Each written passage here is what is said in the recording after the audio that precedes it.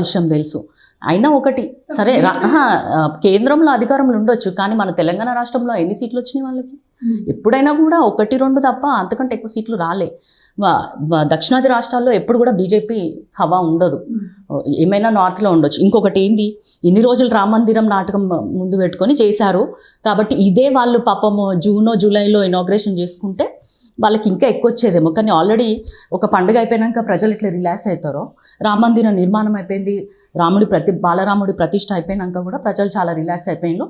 ఇప్పుడు వాళ్ళకి ప్రజలకి ప్రతి ఒక్కరికి కూడా దేవుడితో పాటు అభివృద్ధి కావాలి. దేవుడిని నమ్ముకొని కూర్చోలేరు కదా, కాబట్టి అట్లా వాళ్ళకి ఎవరైతే అభివృద్ధి చేస్తారో అనిపిస్తారో వాళ్ళకే ఓట్లు వేస్తారు. ఇక బీజేపీనే పట్టుకుని ఎవరు వెళ్ళాడట్లేదు.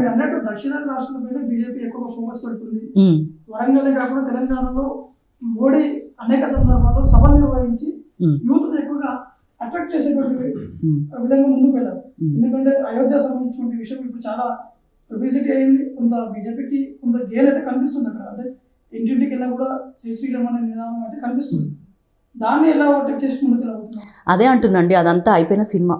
ఇప్పుడు కొత్తగా ఇంకేదైనా సినిమా స్టార్ట్ చేస్తే మేబీ జనాలు చూస్తారేమో, కానీ అవన్నీ ఎపిసోడ్స్ అయిపోయినాయి. రామ మందిరము, జెండా, దేవుడి అక్షింతలు అన్నీ అయిపోయినాయి. అందరు హ్యాపీగా ఫీల్ అయ్యిండ్రు, అదృష్టంగా కూడా భావించుకున్నారు. కానీ ఎప్పుడైతే ఇవన్నీ బయటకు వచ్చేసినామో ఇంకా అయిపోయింది. ఒక పండుగ మన ఇంట్లోనే ఒక ఉగాదో లేకపోతే క్రిస్మస్ లేకపోతే రంజాన్ అయిపోయిన నెక్స్ట్ 2 days మనం ఎంత రిలాక్స్ అవుతాం? ఇంకా దాని గురించి ఆలోచించాం కదా. ఆ కొత్త బట్టల మురిపము అప్పటి వరకే ఉంటుంది. అట్లనే ఈ పండుగ అయిపోయింది, ఈ రామ మందిరం అయిపోయింది. ఇప్పుడు బీజేపీకి కొత్తగా చెప్పుకోవడానికి ఏమీ లేదు. వాళ్ళు ఒక్కటే ఒక విషయం, తెలంగాణలో తక్కువని ఒక 10 అంతే. తెలంగాణలో అయితే అసలు మీకు కూడా తెలుసు ఆ విషయం, కానీ ఏంటంటే క్వశ్చన్ అడగాలని అడుగుతున్నారు. కానీ తెలంగాణలో బీజేపీకి ఏం సీన్ ఉందండి? ఎక్కడ ఉన్నారు? ఇప్పుడు వాళ్ళు కూడా పోతారు, ఖచ్చితంగా పోతారు. ఎందుకంటే అదే చెప్తున్నా కదా, సినిమా క్లోజ్ అయినప్పుడు ఇంకా మళ్ళీ వెళ్ళరు కదా, అయిపోయిన సినిమాకి మళ్ళీ వెళ్ళరు కదా ఎవరు కూడా. అంతే. ఇప్పుడు వాళ్ళు చేసింది తక్కువని చెప్పడానికి కూడా తెలంగాణలో ఏమి అభివృద్ధి చేస్తారు? తెలంగాణలో బీజేపీ వాళ్ళు ఏం కొత్తగా ఇప్పుడు అధికారంలో వచ్చేటోళ్ళు కాదు, ఆల్రెడీ 10 ఏళ్ల నుంచి ఉన్నారు. మరి 10 ఏళ్ల నుంచి తెలంగాణ మీద ఏం చేశారు? ఒక్కటి కూడా చెప్పండి, మీరు ఏం చేయలేదు.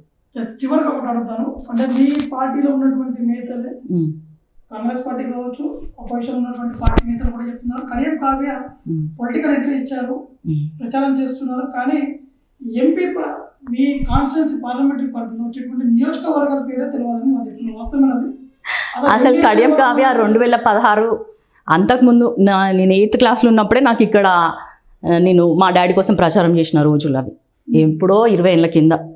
అట్లాంటిది నేను ఎప్పటి నుంచో ఇక్కడే సెటిల్ అయి ఉన్నా. 2014 నుంచి ఆల్మోస్ట్ నా చదువు హైదరాబాద్లో మెడిసిన్ అయిపోయినాక ఇటే వచ్చిన, పీజీ అయిపోయినాక ఇక్కడికే వచ్చిన. ఇంకా నేను చేసిన సోషల్ యాక్టివిటీస్ అన్నీ కూడా ఎక్కువ గన్పూర్ కంటే కూడా మిగతా వాటి మీద కాన్సన్ట్రేట్ చేసిన. ఇక్కడ ఉన్న 7 నియోజకవర్గాలు కూడా తెలియకపోతే నేను ఒక డాక్టర్ని, అన్నిటికైనా కష్టమైన చదువు సబ్జెక్టు డాక్టర్, మెడిసిన్, అంత చదువుకున్నదాన్ని నాకు ఈ నియోజకవర్గ పేర్లు కూడా తెలియదు అంటే ఇక అది ఎమ్మెల్యేల పేర్లా ఎందుకు అంటే మీరు క్వశ్చన్ పేపర్ ఇస్తున్నారా నాకు? సరే చెప్తా. రేవూరు ప్రకాష్ రెడ్డి గారు, నాయన్ రాజేందర్ రెడ్డి గారు, తర్వాత కొండ సురేఖ మేడము, తర్వాత ఇక్కడ నాగరాజు గారు, కడియం శ్రీహరి, తర్వాత అమ్మాయి ఆమె పేరేం పేరు యశస్విని రెడ్డి, ఇంకా ఏం మిస్ అయినా నేను ఈస్ట్ భూపాల్పల్లి గండ్ర సత్యనారాయణ. ఇంకేంది అసలు ఇంత ఘోరంగా మీరు నన్ను ర్యాగింగ్ చేస్తున్నట్టుంది. అంటే మీరు ఇదే క్వశ్చన్ ఒకటి ఇదే క్వశ్చన్ మీరు ఇంకొకరి దగ్గరికి వెళ్ళి ఇట్లా అడుగుతారా? మీరు చెప్పండి.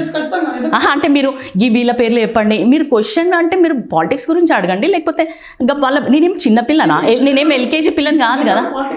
అవును, రియల్లీ. మరి గంత కూడా తెలియకుండా నేను ఇప్పుడు తిరుగుతానా అండి? వాళ్ళని వెళ్ళి కలిసి వచ్చాను కదా. ఎవరికి ఓకే తెలిసేది